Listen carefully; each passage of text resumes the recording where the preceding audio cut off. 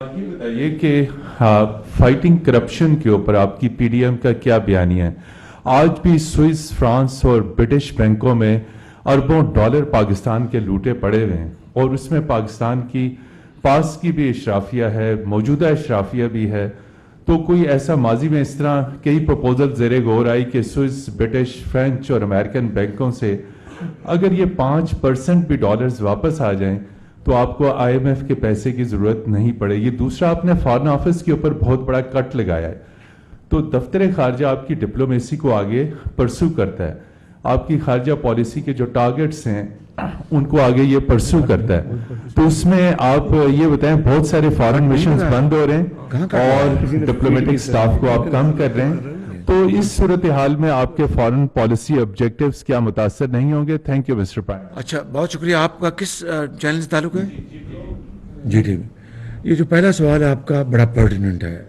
ویسے تو سارے یہ جو آپ نے بتایا کہ سوئس بینک میں اور دوسرے بینکوں میں اسی طرح کی بات ماضی میں ایک شخص کیا کرتا تھا اور دن رات کہا کرتا تھا، اور کہ جناب 300 ارب ڈالر باہر پاکستان کی جمع ہیں اور میں ان کو 90 دن میں لے کے آؤں گا، اور یہ چور اور ڈاکو میں یہ کا محاسبہ کروں گا.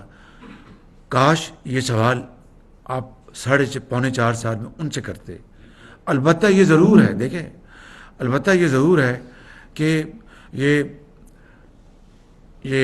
نظام ہے قدرت کا. وہ انگریزی میں کہتے ہیں کہ what goes around comes around. اب وہ جو ووٹن کرکٹ کلب میں ایک رفائی ادارے کے لیے پیسہ جمع کیا گیا تھا، وہ انہوں نے اپنی جیبوں میں ڈال لیا.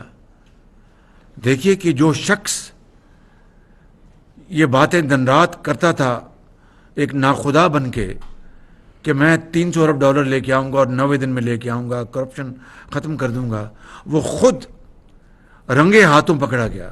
صرف یہی نہیں، وہ جو گھڑی تھی، میں آپ کو آج مزید اس میں اضافہ کرنا چاہتا ہوں. میں بات پرانی دہرا نہیں رہا، اس میں اضافہ کر رہا ہوں کہ وہ جو گھڑی تھی جو خانہ کعبہ کے ماڈل کی، اس کو جس بے دردی سے اس کو بیچا گیا، میں سمجھتا ہوں کہ کروڑوں پاکستانیوں کی اس نے توہین کی.